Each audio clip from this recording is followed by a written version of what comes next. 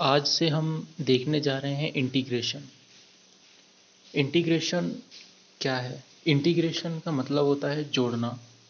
Concatenation का मतलब भी होता है जोड़ना और एडिशन का मतलब भी होता है जोड़ना।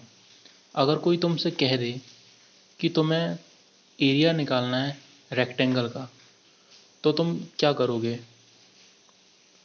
तुम कर दोगे लेंथ इनटू ब्रेथ, ठीक है। और अगर कोई तुमसे बोल दे कि तुम्हें एरिया निकालना है स्क्वायर का, तब तुम क्या करोगे? अगर तुम्हें स्क्वायर का एरिया निकालना है तब तुम क्या करोगे? ए इंटू ए, मतलब साइड इंटू साइड। और अगर तुम्हें रेक्टेंगल का एरिया निकालना है तो तुम कर दोगे A into B, length into breadth तुम कर दोगे। अब लेकिन वहीं कोई अगर तुमसे पूछ ले कि तुम्हें एरिया निकालना है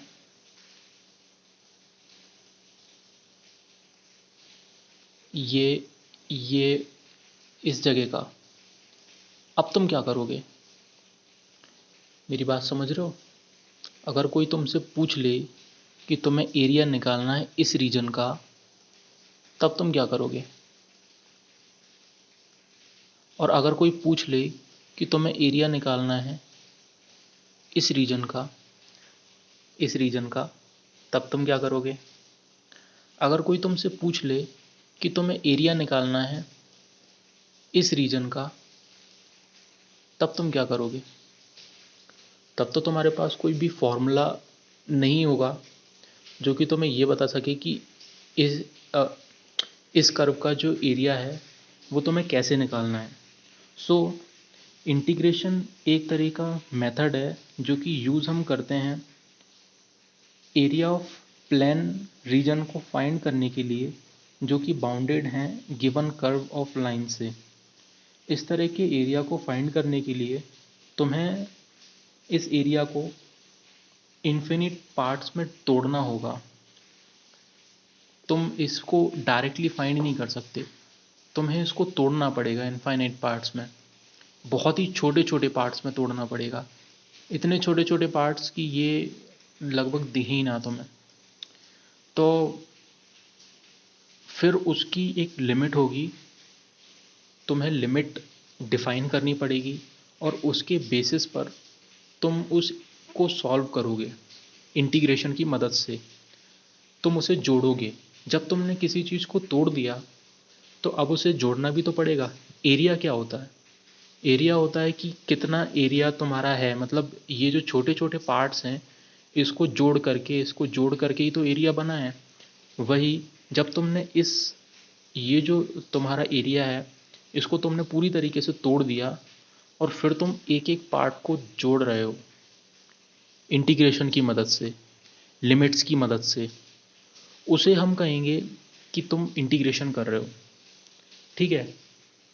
इंटीग्रेशन का यूज़ सिर्फ और सिर्फ एरिया ऑफ कर्व को फाइंड करने के लिए ही नहीं होता, बल्कि जैसे कि हुआ एरिया ऑफ सरफेसेस, वॉल्यूम्स को फाइंड करने के लिए भी होता है, मोमेंट ऑफ इनर्शिया को फाइंड करने के लिए भी होता है और सेंटर ऑफ ग्रेविटी को फाइंड करने के लिए भी होता है।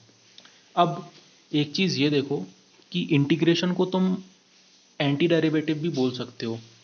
इंटीग्रेशन को हम क्या बोल सकते हैं? Anti derivative. A D, anti derivative.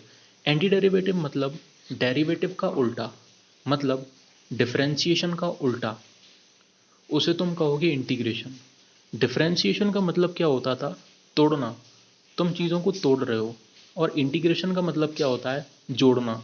तुम चीज़ों को जोड़ रहे हो। तो इंटीग्रेशन एंटी डेरिवेटिव हुआ, मतलब तुम इसमें चीज़ों को जोड़ रहे हो और उसमें तुम चीज़ों को हटा घटा रहे थे। तो उल्टा काम ही तो कर रहे हैं ना हम डिफरेंशिएशन से। अब एक चीज़ ये देखो कि अगर मैंने तुमसे कह दिया कि तुम एक्स स्क्वायर का डिफरेंशिएशन करो, एक्स स्क्वायर का करो, कितना आएगा? 2x। और अगर मैं कहूँ तुमसे कि तुम 2 प्लस एक्स स्क्वायर का डिफरेंशिएशन करो, तब कितना आएगा? तब भी आएगा 2x। सो तुमने किया डिफरेंशिएशन एक्स स्क्वायर का तो आ गया 2x, तुमने 2 प्लस एक्स स्क्वायर का डिफरेंशिएशन किया तब भी आया 2x। सो डिफरेंशिएशन में तो तुम्हें एक यूनिक वैल्यू मिल रही है, लेकिन इंटीग्रेशन में तुम्हें कभी यूनिक वैल्यू नहीं मिलेगी। क्यों? क्योंकि इंटीग्रेशन होता है एंटी डेरिवेटिव, मतलब जो होता है डिफरेंशिएशन का उल्टा। अब तुम इस, अगर तुम्हें 2x मिला है, मेरा कहने का मतलब ये है कि अगर तुम एक्स स्क्वायर का डिफरेंशिएशन करोगे तो तुम्हें 2x मिलेगा, लेकिन अब तुम कहोगे कि जब उसका उल्टा होता है तो 2x का इंटीग्रेशन कर दो तो हमें एक्स स्क्वायर मिलना चाहिए। ठीक है, 2x का इंटीग्रेशन में तो मैं करके बताता हूँ कैसे होगा, ये चीज़ हम बाद में देखेंगे। एक्स स्क्वायर मतलब ये फॉर्मूला लग जाएगा एक्स टू द पावर 2 बाहर आ जाएगा और फॉर्मूला लग जाएगा x to the power n+1 upon n+1 का। तो एक्स टू द पावर अभी 1 है तो 1+1 2 upon 2, so 2 x to the power 1 upon 2, so x to the power 2 upon 2 और इनटू में रहेगा 2, सो ये 2 से 2 कट जाएगा और एक्स स्क्वायर आंसर आ जाएगा। सो एक्स स्क्वायर ही जो रहेगा वो आंसर आ जाएगा। लेकिन तुम इस केस में देखो, इस केस में 2 प्लस एक्स स्क्वायर का अगर तुम डिफरेंशिएशन सॉरी इंटीग्रेशन करोगे तब भी तुम्हें एक्स स्क्वायर मिलना चाहिए, क्योंकि एक्स स्क्वायर का जब तुमने डिफरेंशिएशन किया था तब तो तुम्हें 2x मिला था, और 2 प्लस एक्स स्क्वायर का भी जब तुम डिफरेंशिएशन किया था तब भी तुम्हें 2x मिला। तो तुम 2x का तुम्हें 2x का इंटीग्रेशन करने के बाद तुम्हें एक्स स्क्वायर मिलना चाहिए और 2 प्लस एक्स स्क्वायर भी मिलना चाहिए। अब भाई एक्स स्क्वायर तो तुम्हें मिल रहा है, साथ में तुम्हें प्लस 2 भी मिल रहा है ना, 2 भी मिल रहा है, मतलब ये क्या है कि यूनिक आंसर आपको नहीं मिल सकता, यूनिक वैल्यू नहीं मिल सकती, इसमें कोई ना कोई कांस्टेंट जुड़ जाता है। इसीलिए जब भी तुम कोई इंटीग्रेशन करते हो तो उसमें आंसर के साथ साइन एक्स प्लस सी जुड़ ही जाता है।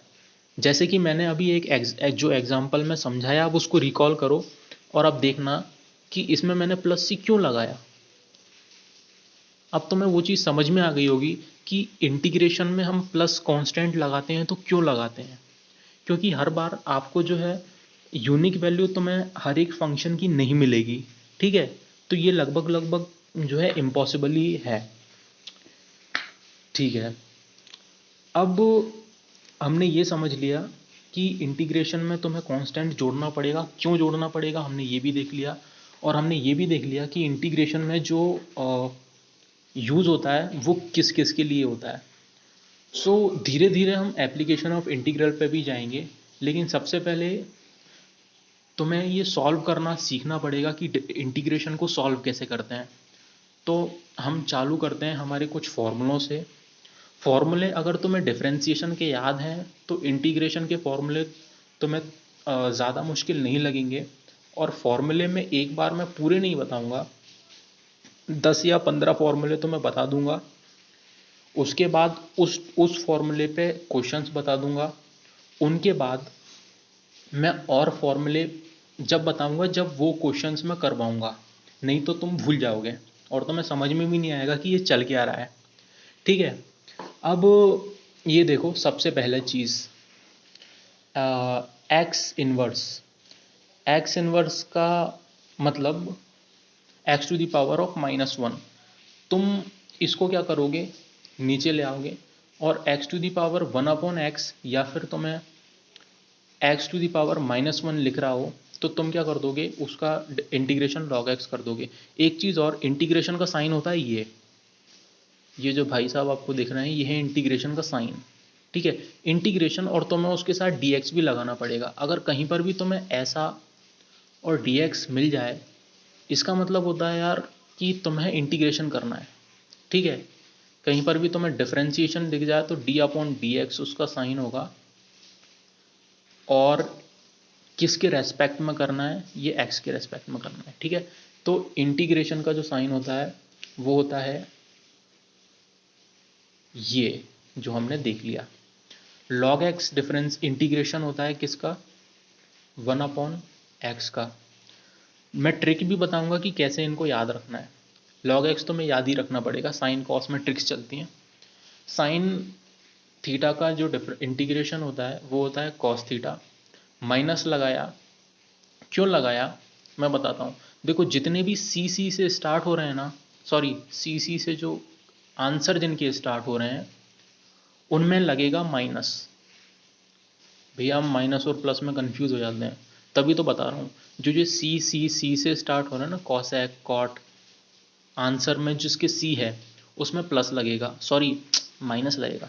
अब जो ये तुम भैया डिफरेंशिएशन में क्या हुआ था, मैंने डिफरेंशिएशन में भी बताया था कि जब तुम डिफरेंशिएशन करते हो तो डिफरेंशिएशन तुमने पहले पढ़ा है, जो भी पहले पढ़ा है मतलब डिफरेंशिएशन पहले पढ़ा है, तो उस ये जो पहले लिखा है डिफरेंशिएशन में तुम उसमें माइनस खोजोगे, ठीक है। इंटीग्रेशन बाद में पढ़ा है, तो ये बस एक लॉजिक है समझाने के लिए। तो तुम आंसर में जो माइनस है, आंसर का माइनस देखोगे, क्वेश्चन का माइनस नहीं देखोगे, आंसर का माइनस देखोगे, आंसर का सी देखोगे, आंसर का सी देखोगे, और जहां पर भी तुम्हें सी दिख जाए तुम क्या कर दोगे, माइनस लगा दोगे। माइनस लगा दिया भाई, ठीक है। Cos x d x, cos x का फॉर्मूला होता है sin x, sec square x tan x, simple sec x tan x, सीधा सेक एक्स इसका फॉर्मूला हो गया। Cosec x cot x, cosec x इसका फॉर्मूला हो गया। माइनस क्यों लगाया, आंसर में सी है भैया इसीलिए माइनस लगा दिया, ठीक है भाई। कॉसेक स्क्वायर एक्स का जो फॉर्मूला होता है वो होता है माइनस कॉट एक्स होता है। माइनस क्यों लगा दिया, क्योंकि हमें दिख रहा है कि यह सी से स्टार्ट हो रहा है। 1/√1 - x², ये होता है साइन इनवर्स एक्स। ये चीज़ थोड़ा याद करना पड़ेगा, याद रखना पड़ेगा, जैसे जैसे तुम आगे जाओगे तुम्हारा सॉल्यूशन निकलता जाएगा। टेन इनवर्स एक्स का फॉर्मूला होता है 1/1 + x²। धीरे धीरे जैसे जैसे हम आगे जाएंगे इन पर क्वेश्चंस करेंगे तो मैं याद होता जाएगा, घबराने की ज़रूरत नहीं है। जो 1/x√x² - 1 का जो इंटीग्रेशन होता है वो होता है सेक इनवर्स एक्स। e⁻x का इंटीग्रेशन e⁻x होता है। a⁻x का इंटीग्रेशन a⁻x/log होता है। जैसे कि तुमने डिफरेंशिएशन में देखा था कि डिफरेंशिएशन ऑफ a⁻x क्या होता है, a⁻x log a। इंटीग्रेशन क्या होता है, डिफरेंशिएशन का उल्टा। तुम इधर इंटीग्रेशन कर दो, ठीक है, डिफरेंशिएशन को तुमने उधर भेज दिया, या फिर तुमने दोनों तरफ इंटीग्रेशन लगा दिया, तो इंटीग्रेशन से डिफरेंशिएशन तो हट ही गया। अब यहाँ का तुम इंटीग्रेशन कर दो, ये इसको तुम नीचे भेज दो, तुमने इसका उल्टा कर दिया कुल मिला के, मेरा ये कहने का मतलब है, ठीक है। लॉग है आपका नीचे आ गया, बाकी उसका जो है ये बस याद रखने का तरीका था। इसका उल्टा, टोटली इसका उल्टा ये है और इसका उल्टा ये है, इसीलिए हम एंटी डेरिवेटिव कहते हैं इंटीग्रेशन को। ये एक बहुत ही रोमांचक फार्मूला है, रोमांचक मेरा मतलब फेमस फार्मूला, हर एक क्वेश्चन में लगना ही है, तो इसे तो तुम रट लो, ठीक है। और अगर ये 12-13 फॉर्मूले जो मैंने बताए हैं तुम एक जगह पे लिख लो और याद कर लो, और अगर तुम्हें याद नहीं हो रहा है तो तुम पढ़ाई छोड़ दो, तुम कुछ मत करो, तुम कुछ नहीं कर सकते, ठीक है। 12-13 फॉर्मूले हैं, आराम से याद हो जाएंगे। एक दिन में एक फॉर्मूला भी याद करोगे तो 13 दिन में 13 फॉर्मूले याद हो जाएंगे, इतना मुश्किल नहीं है। क्वेश्चन ये तुम एक बार लिख लेना वीडियो को बैक करके, जैसे ही तुम लिखोगे क्वेश्चंस तुम्हें समझ में आने लगेंगे। लिख लिया और वो याद हो गए, उसके बाद ये क्वेश्चन तुम्हें समझ में आएगा। इस क्वेश्चन के लिए सिर्फ एक फॉर्मूले की ज़रूरत है, वो है ये भी यहीं दिख रहा है, और आंसर भी जो है क्वेश्चन में यहीं दिख रहा है, उसका फॉर्मूला भी यहीं दिख रहा है। 3x⁵ का तुम्हें इंटीग्रेशन करना है, तो 3 बाहर निकाल लिया, कांस्टेंट बाहर आ जाता है। ये बिल्कुल सिंपल डिफरेंशिएशन की तरह ही है। डिफरेंशिएशन में भी हम कांस्टेंट को बाहर ले लेते थे, इंटीग्रेशन में भी हमने जो है कांस्टेंट को बाहर ले लिया। कांस्टेंट बाहर आ गया x⁵ ऑफ dx कब हो। अब x⁵ मतलब क्या, x⁵n, x⁵n, x⁵n का फॉर्मूला क्या होता है, x⁵n का फॉर्मूला होता है ये x⁵n+1/n+1, तो x⁵5+1/5+1, 5+1 क्या होता है 6, और एक्स टू दी पावर में भी 6 आ गया। ये काटा पीटी तुमने कर दी, x to the power 6 upon 2 plus C, where C is an integrating constant. मैंने वीडियो की शुरुआत में ही समझा दिया था कि हम क्यों इंटीग्रेशन के साथ जो है कांस्टेंट लेकर के चलेंगे। तो मैं समझ में नहीं आया तो वीडियो को दोबारा से शुरुआत का जो मैंने बताया था 2-4-5 मिनट में जो मैंने एक्सप्लेन किया था वो तुम दोबारा से देख लो, और तुम्हें नहीं समझना तो तुम मत समझो। दूसरा क्वेश्चन है अंडर रूट सॉरी इंटीग्रेशन तुम्हें करना है 4/√x का। अब ये एक दो स्टेप ऐसी होती हैं, जैसे कि अगर तुम बोर्ड्स में हो तो ये लिख देना लेट आई इक्वल टू कोई भी वेरिएबल लेके आई इक्वल टू इंटीग्रेशन लेके, ये अच्छा सा ये एक स्टेप ये सुंदर दिखती है, बस इसका अब तुम्हें इंटीग्रेशन करना होता है। ठीक है, तो ये बोर्ड्स का रहता है, ये अगर तुम्हें ऑब्जेक्टिव टाइप्स में ना आए और 2 नंबर में उसने दे दिया तो तुम ये वाली स्टेप लिख देना, तुम्हें वो नंबर एक्स्ट्रा एक स्टेप के मिल जाएंगे। ठीक है, नॉर्मली हम क्या करेंगे, √x लिखा है, x के रिस्पेक्ट में तुम्हें करना है तो x को ढूंढना है, x ये है, x ये है, x को अब तुम ये कांस्टेंट है इसको तो बाहर फेंक दो, इसको तुमने इंटीग्रेशन के बाहर फेंक दिया कांस्टेंट को। उसके बाद जो तुम x है इसके रेस्पेक्ट में तुम्हें इंटीग्रेशन करना है, तुमने क्या किया x को ऊपर ले गए। रूट का मतलब क्या होता है, रूट का मतलब होता है 1/2। 1/2 जब ऊपर जाएगा x के साथ तो वो हो जाएगा -1/2। -1/2 में तुम फॉर्मूला किसका लगा दोगे, -1/2 + 1 अपॉन -1/2 + 1। इसको तुम सॉल्व कर लोगे, ये तुम्हारा आंसर निकल जाएगा, सिंपल। सिमिलरली तुम इसको भी करोगे, कांस्टेंट को अब ये जो है ना इसको तुम्हें अलग अलग डिवाइड करना पड़ेगा, x से x कट जाएगा, ये कांस्टेंट बन जाएगा। अब कांस्टेंट बन गया मतलब ये हो गया और dx लिखा हो गया, बस। अब इसका इंटीग्रेशन क्या होगा, इसका इंटीग्रेशन नॉर्मली x होगा, जब कुछ नहीं है तो 1 है, इसका इंटीग्रेशन नॉर्मली x होगा। तो हमने क्या कर दिया 4x प्लस ये तुमने अलग से लिख दिया, स्टेप अच्छे से लिखी हुई है तो मैं समझ में पूरा आ रहा होगा, 5/x। अब 1/x का जो फॉर्मूला होता है वो क्या होता है log x, जो अपन ने ऊपर देख लिया था, सबसे फर्स्ट जो फॉर्मूला मैंने बताया था 1/x का वो था log x। अब इधर log x क्यों नहीं लगा भैया, ये वाले क्वेश्चन में कहाँ गया वो क्वेश्चन, ये इधर log x इसलिए नहीं लगा क्योंकि इधर रूट लगा था, x टू दी पावर में 1 नहीं है, x टू दी पावर हमें चाहिए 1, तभी हम लगाएंगे, वो भी इन्वर्स में अपॉन में। अपॉन में 1/x टू दी पावर कहीं पर भी 1 दिख जाए तुम्हें तो तुम्हें निश्चिंत रहो, तुम्हारा log का फॉर्मूला ही लगेगा। ठीक है, और 1/x की पावर में तुम्हें कुछ और मिल जाए तो x का फॉर्मूला log x का फॉर्मूला जो है नहीं लगेगा। ठीक है, अब ये नॉर्मली 3 क्वेश्चंस हैं। ठीक है, वीडियो जो है ऑलरेडी हमारा कितनी देर का हो गया है, ऑलरेडी काफ़ी देर का हो गया है, 19 मिनट का हो गया है। तो मैं अगले वीडियो में इस चीज़ को कंटिन्यू करूँगा क्वेश्चन नंबर 4 से।